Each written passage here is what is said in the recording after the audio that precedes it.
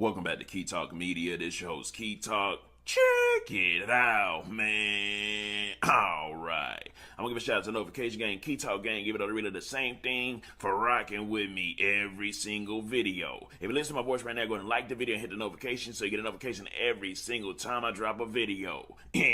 So the police have released more details on the whole situation of Takeoff. Now, of course, a lot of people have their speculations on who shot the gun and who had a gun. Of course, there's footage going around. They've got a person of suspect already. Obviously, they haven't talked to that person yet. Anyways, and now they've actually released, why they think the argument actually did happen. Now, this is some straight idiotic, imbecile, subhuman type stuff. They pretty much said that, of course, they were arguing over a lost dice game, like I told y'all in the first video. But then they said the argument led to them being outside, which, of course, I said that as well. But then they said the second argument was literally over who could beat who inside of a basketball game. And from there, something spiraled out of control over that argument and mixed in with the anger from losing the dice game. Now, of course, the cops, they're getting their information directly from the witnesses that was there because they have been, calling in a lot of the females that was there because obviously they feel like they can get the females to break and give the details, give the tea as they would call it.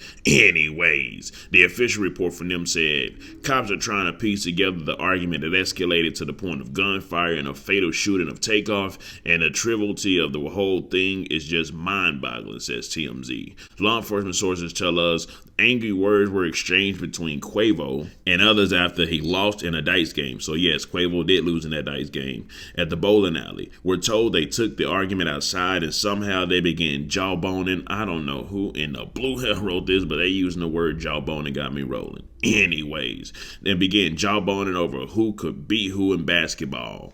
Who could beat who in basketball? Oh my goodness. These are millionaires, I'm talking about. And these are people with money. And these are mob ties with money as well. And this is amigos with money as well. And somebody ended up getting killed because of a simple argument over a dice game. And then who could beat who inside of basketball? This just sounds dumb. Now, if you ever want to figure out why black people ain't getting no type of reparations or any type of, sympathy from anyone that does any type of racial thing towards them like the Jewish community does, when you talk about the Jewish community, everybody's going to come after you, and including them because they have a lot of, community, they have a lot of togetherness, right? Black people are still killing each other over dice games and who could be who over basketball and just simple stuff like that, like as well. What in the blue hell is going on? Now, this makes you think like out of all the people that was there, of course you had some people that were millionaires there, probably had some thousandaires there, you probably had some educated, smart people with some intellect there that was somewhere in the mix of the ones without the intellect and the ones that weren't that smart and the ones that are just followers. They were probably following after the ones with the money, with the intellect that's able to make something happen, right? But within all that was happening, you mean to tell me there's nobody who could have just de-escalated the situation, especially not let it get to the point where guns are going to be pulled out and actually fired? It's like, bro, it's like, golly, why would you pull the guns out so fast? But here's the thing, they did say that somebody was potentially trying to take off necklace, trying to take with that case. We are in Texas, I'm talking about if you're trying to take somebody's property, you have the legal right to shoot them. So you have the legal right to get popped. But I guess it just depends on who literally shot and how they shot, because none of the people didn't seem like they was too far away from each other. So whoever shot probably just couldn't shoot, or maybe, and who knows? Right now we're saying that it was an accidental Takeoff got shot. Maybe they didn't accidentally shoot him. Who knows? With more details come out, we'll have to find out. But it does seem like it was an accident that actually shot him, and whoever shot just didn't have any type of good aim.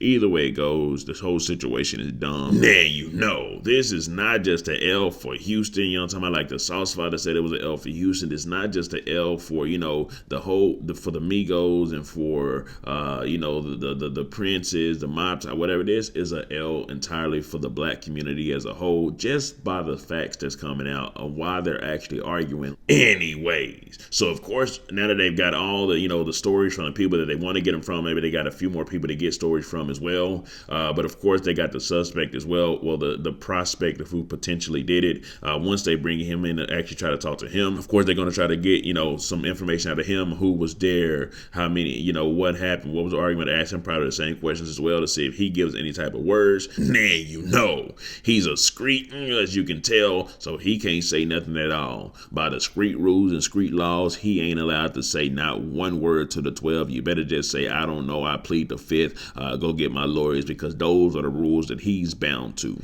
And it ain't no type of amendments in the streets that's gonna unbound him from those rules. This is a lifetime of bondage for it. Anyways, let me know something.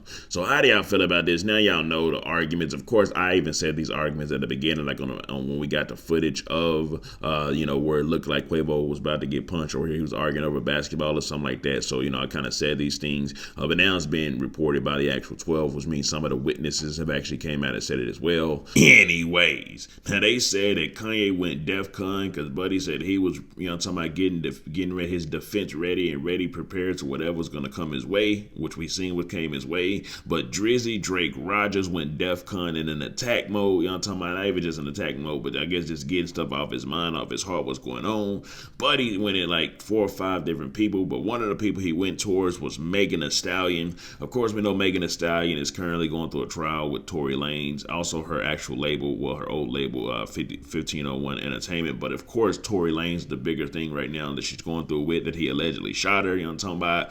Now, of course, a lot of people don't believe it. Some people do believe it. But Drake took the song pretty much with him and 21 Savage, Circo Loco, and said, this bitch lied about getting shot, but she's still a stallion. She's smiling, but don't understand the joke.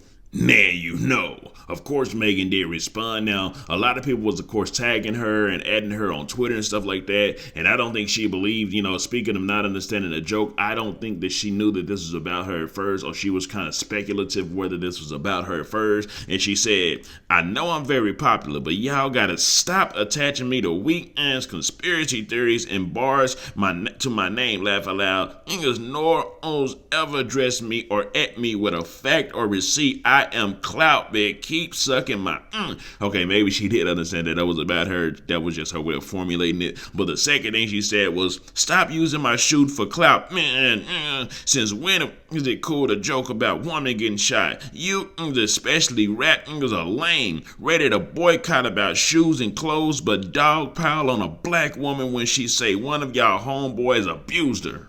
And Drizzy Drake Rogers was not done. He actually sent a couple shots at who knows, maybe this was about Ice Spice. That's what a lot of people are saying. In the song Back Outside Boys, he said, she a 10 trying to rap is good on mute. You know what I'm talking about? So he pretty much said, hey, man, there's a baddie, which could have been a lot of the girls within the side of the music industry, because a lot of people do say, man, they don't even care about their channel. They just get the pretty girl, da-da-da-da. But, of course, a lot of people on the internet believes that he is talking about Ice Spice, because he said she's a 10 and rap is good on mute, because, of course, he is kind of the one that kind of put Ice Spice on, meaning that he went and pulled her up and kind of, put her onto the world more than what she was already doing on her own. Anyways. So, of course, a lot of people thought that, Drake and Kanye West was buddy-buddy, even on some of the stuff that Kanye West has been saying lately. Drake kind of liked some of the posts about it before it was, too detrimental. But anyways, it looks like whenever Drake goes inside the booth, it's wartime, it's competitive time, it's competition time. So even though they cool our side of the booth, whenever he's inside the booth, it's wartime, it's DEFCON time, even though DEFCON is like a defense for something.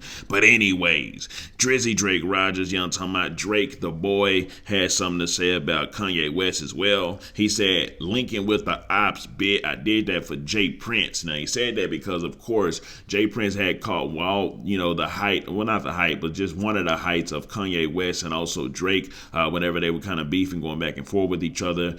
Jay Prince Sr. did step in, the Mob Ties boss did step in and pretty much pulled Drake and pulled Kanye West and actually got them to do an event together, the Free Larry Hoover event. But as you can see here, Drake is just saying, hey, man, I only leak with the ops for Jay Prince, and of course Jay Prince plays a big role inside of Drake's career, the founding of Drake.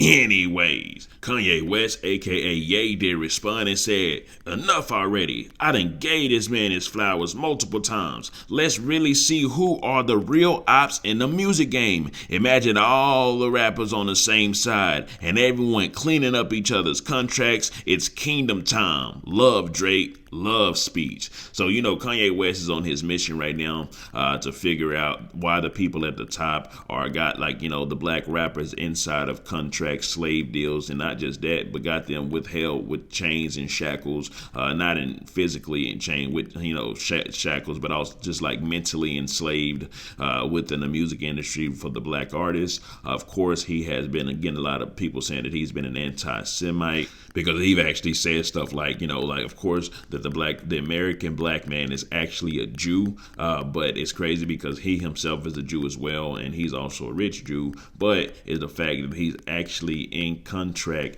or have been inside of contracts by Jewish people who pretty much, they have been too fair to him or to his people. And he's ready to release the shackles that they've got, mental shackles that they've got him and his people inside of, because his people don't know that they're actually Jews. Anyways, so we kind of went over a lot. We got the witnesses pretty much talking to the 12, verifying some information that was already that I kind of already said about the arguments and stuff like that, and kind of how it started. And then, of course, you've got Drizzy, Drake, Rogers. I'm talking about Drake, Champagne, Poppy. I'm talking about it just kind of went off on a whole lot of people, or just really just speaking his mind. And then kind of going out, but it just looked clever lines that hip hop needs and hip hop likes. I'm talking about, especially saying the fact that there hasn't been a lot of albums that dropped that was just extremely good. Had a lot of people talking about it and just like listening to it and stuff like that. So of course Drake at 21 dropped something that's gonna have a lot of people talking about it for a while. And then of course it's good music as well. So, and then on top of that, somebody did win it. Kanye West as well. Kanye West responded, pretty much letting him know he already done gave him his flowers. So why in a blue hell is he coming after him? And last but not least, Megan Thee Stallion is not happy with the words that Rizzy Zeke Rogers has said to her. Anyways, let me know something. Coming up below, let me know what you think about this entire ordeal. I'm out.